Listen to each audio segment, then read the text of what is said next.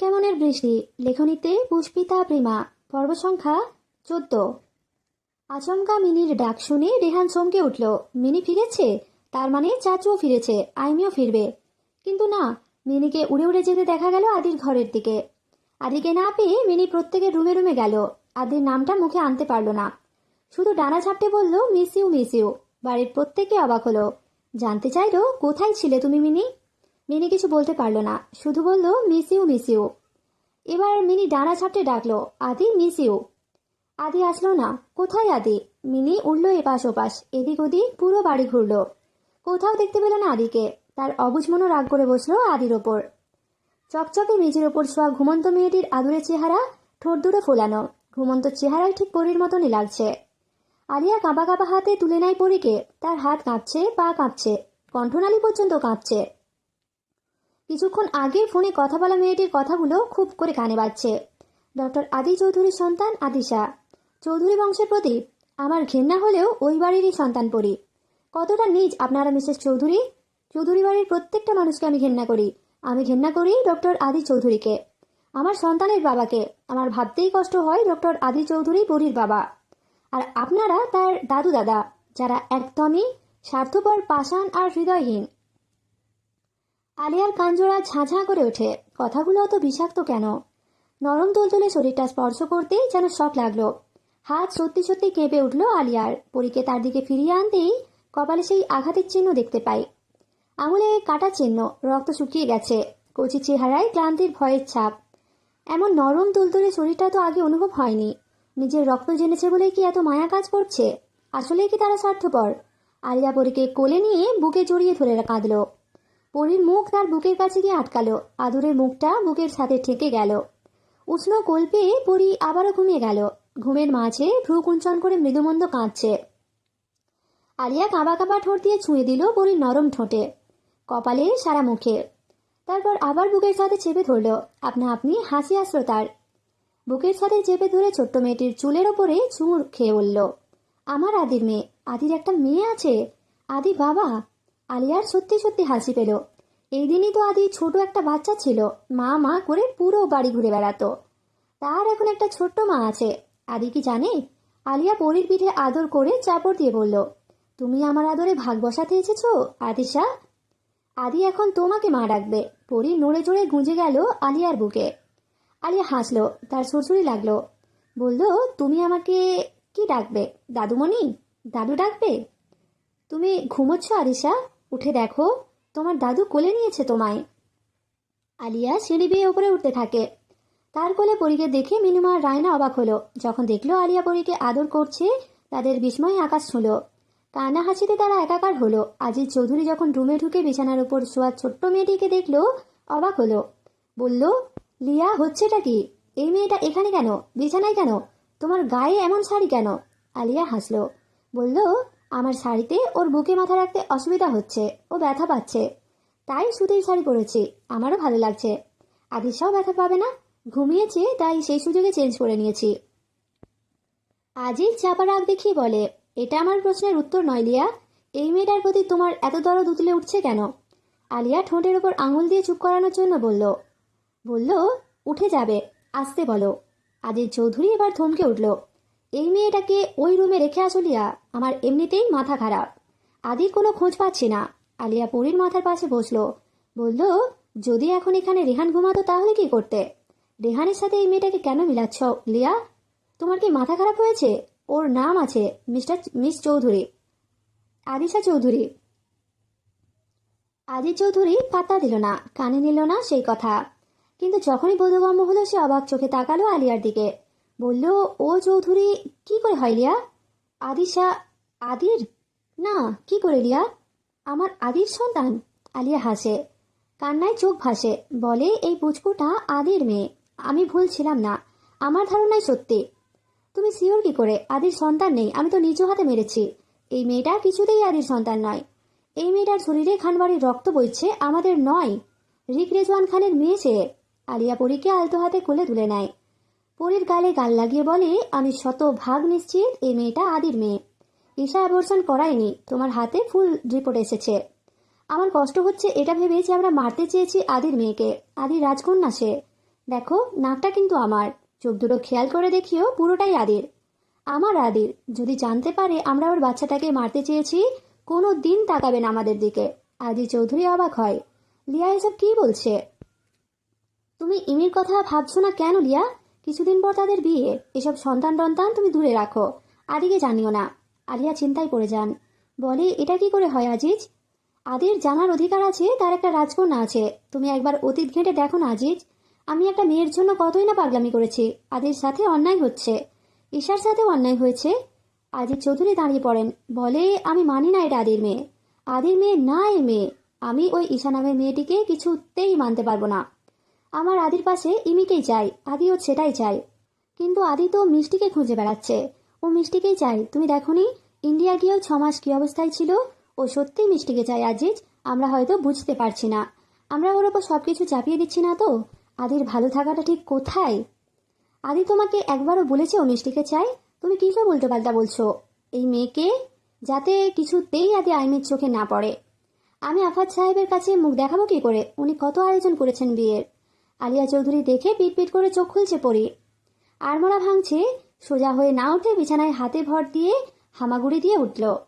উঠে চোখ কচলাতে কচলাতে কেঁদে দিল। ডাকলো, মাম্মা। আলিয়া চৌধুরী কোলে ডাকলেন। বললেন, এসো আদিশা, এই দেখো, এদিকে। পরি তার দিকে ফিরল। চোখ থেকে হাত নামিয়ে পিটপিট করে তাকালো আলিয়ার দিকে। হামাগুড়ি দিয়ে গেল আলিয়ার কাছে। তার গা বেয়ে উপরে উঠে বসলো। আলিয়া দেখলো মশা কামড়ে লাল লাল দাগ বসিয়ে ফেলেছে। পরি তার উরুতে পা দিয়ে দাঁড়ালো। আলিয়া ব্যথা পেলেও কিছু বলল না। পরি আলিয়ার গাল ছোট ছোট হাত দিয়ে আঁকড়ে ধরলো। জোরে জোরে আওয়াজ করে মারতে মারতে ডাকলো, দাদা। আলিয়া হেসে উঠল। এভাবে কেউ মারে আদিশা? মায়ের গুলো শক্ত আছে। পরি তার মুখ দিয়ে দুমদুম করে আঘাত করলো আলিয়ার মুখে। গালের ভেতর আঙুল ঢুকিয়ে দিয়ে বলল, দাদা আজিজ চৌধুরী আর চোখে তাকালো পরির দিকে। বলল, লিয়া ছাড়ো, তোমার কোলের ওপর দাঁড়িয়েছে, ব্যথা পাচ্ছ না? ছাড়ো। আলিয়া ছাড়ল না। বলল, এগুলা কোনো ব্যথা না আজিজ। নাতনির হাতে যদি এটুকু ব্যথা সহ্য করতে না পারি। পরি চেঁচিয়ে কাঁদল, দাদা আলিয়া তাকে কোলে নিয়ে নিল। বলল, চলো, আজ তোমাকে মিষ্টিমুখ করাবো। তোমার পাগলা বাবা কোথায় চলে গিয়েছে কে জানে। তাকে ফোন করব, তাকে খুঁজে বের করব। পরে ঠাস ঠাস আওয়াজ তুলে মারলো আলিয়াকে। প্রশ্ন করলো, বাপ্পা? আলিয়া মাথা দুলিয়ে বলল, হ্যাঁ। আজিজ আলিয়ার পেছন পেছন ছুটে গেল। বলতে লাগলো, তুমি এসব বাজে কথা কাউকে বলবে না। আদিকে একদম না। আমি বিশ্বাস করি না ও আদির মেয়ে। এই মেয়েটা সহানুভূতি আদায় করার জন্য মিথ্যে বলেছে। আর তুমি গলে গিয়েছো। আইমি যাতে এসবের কিছুই না জানে। লিয়া। আলিয়া শোনে না কারো কথা। আজ তার খুশির দিন। রেহানার আদিশার সাথে সে সময় কাটাবে, হাসবে, খেলবে, ঘুমোবে। আজ সে পরীকে নিজ হাতে খাওয়ালো, কোলে কোলে রাখলো। মিনিকে দেখার সাথে সাথে আঙুল দিয়ে দেখিয়ে ডাকলো, মিন্নি, ওত্তো। আলিয়া আর আজিজ চৌধুরী সবাই অবাক হলো। মিনি উড়ে এলো। উড়ে উড়ে পরীর গালে গাল ছুঁয়ে ডানা ঝাপটে ডাকলো, princess, princess, miss you, miss you. এতদিন মিনি কোথায় ছিল তার বুঝতে বাকি রইল না কারো। পরি তার মিন্নিকে পেয়ে কাঁদা ভুলে গেল। আলিয়া চৌধুরী তাকে নিজ হাতে গোসল করালো, খাওয়ালো, পড়ালো। মিনু আর রায়নাকে ছুঁতেও দিল না। খেলনা পুতুল কিনে এনে মাঝখানে বসিয়ে দিল পরীকে। পরিও ভুলে গেল সব কষ্ট, সব দুঃখ, সব আঘাত। খেলতে খেলতে মাঝে মাঝে মিনমিন করে হঠাৎ ডাকে, পাপ্পা, মাম্মা, রিক। এত যত্ন আত্মীর আদর ভালোবাসায় আলিয়া তাকে ডুবিয়ে রাখলো। কারো কথা মনে পড়ার, তার কান্না করার কোনো সুযোগই রাখলো না। তারপর পরি খেলতে খেলতে, খেতে খেতে, হাঁটতে হাঁটতে মিনমিন করে নিজের আনমনে ডাকে, আম্মা, আম্মা। খাবার টেবিল সাজিয়ে দিল মুনা আর ঈশা। কারো মুখে টু শব্দটিও নেই। সবার চেহারা বিমর্ষ, বিবর্ণ। ফোনে কথা বলতে বলতে নিচে নেমে এলো রিপ। এত তার ব্যস্ততা, ফোন কানে নিয়ে বসে পড়লো চেয়ার টেনে। ঈশা কাঁপা কাঁপা হাতে প্লেট ঠেলে দিল রিপের দিকে। রিপ তাকালো না, কিচ্ছু বলল না। ফোনে কথা বলা শেষ করে চুপচাপ খেলো। রিপ কিছু প্রশ্ন করবে ভেবেছিল, কিন্তু আর করা হলো না। রিপ কারো দিকে এক পলক তাকালো না। ঈশা একবারই বলল, আর একটু দিই। রিপ জবাব দিল না প্রশ্নের। ঈশা সরে গেল। মুনা এসে দাঁড়ালো রিপের পাশে। বলল, রিপ, কখন ফিরবি বাসায়? কিছু জানতে পেরেছিস? রিপ পানি খেয়ে থামলো। বলল, না। পরীকে নিয়ে আসবি না? তুই তো কথা দিয়েছিলি আমায়। পরী তো তোমার মেয়ে নয়, তাহলে তোমার এত চিন্তা কিসের? রিক খাওয়া বন্ধ করে তাকালো রিপের দিকে। সেই একটুখানি খাবার মুখে তুলতে গিয়েছিল সে, কিন্তু আর মুখে তোলা হলো না। খাওয়া রেখে বলল, পরী আমার মেয়ে রিপ। রিপ কিচ্ছু বলল না, চুপচাপ খেতে লাগলো। খাওয়া শেষে উঠে পড়ল। তালহা বেগম বলল, কোথায় যাবি এখন রিপ? রিপ বলল, থানায়। ঈশা আঁতকে ওঠে। রিপ খেয়াল করলেও তার দিকে ফিরে তাকালো না। হেঁটে বেরিয়ে গেল। সদর দরজা পেরোতেই ডাক পারল ঈশা, রিপ্তা, দোহাই লাগে তোমার, পুলিশকে কিচ্ছু বলো না। রিপ্তা, শুনতে পাচ্ছ? রিপ বেরিয়ে পড়ে বাইরে। আবার ঈশার ডাক শুনে বলে, শুনতে পাচ্ছি। রিপ্তা নামে আর কে আছে এই বাড়িতে? ঈশা সামনে গিয়ে দাঁড়ালো। দুজনের কেউ তাকালো না কারোর চোখের দিকে। ঈশা অপরাধ বোধ নিয়ে বলল, রিপ্তা, তুমি এভাবে কথা বলো না আমার সাথে। আমার কপালে যা ছিল তাই পেয়েছি আমি। আমার অপরাধ, আমি তোমাকে না জানিয়ে সিদ্ধান্ত নিয়েছি। দ্বিতীয় অপরাধ, আমি তা তোমার কাছ থেকে লুকিয়েছি। আমি মানছি আমি অপরাধ করেছি, আমি স্বীকার করছি তো। এই ভুলের কারণে আমি শাস্তিও মাথা পেতে নেব। তুমি আমায় শাস্তি দেবে রিপ্তা? এইবার চোখ তুলে তাকায় রিপ, সরাসরি ঈশার দিকে। হাসে, ম্লান হাসি, বিষাদ মেশানো হাসি। ঈশা টলমল চোখে তাকায় রিপের দিকে। তার অবুঝ মন চেয়েছে রিপ্তা তার কান্না মাখা চোখ দুটো দেখে একটিবার বলুক, আমি কি তোকে শাস্তি দিতে পারি ইস্যু? কিন্তু না, রিপ্তা কিছুই বলল না।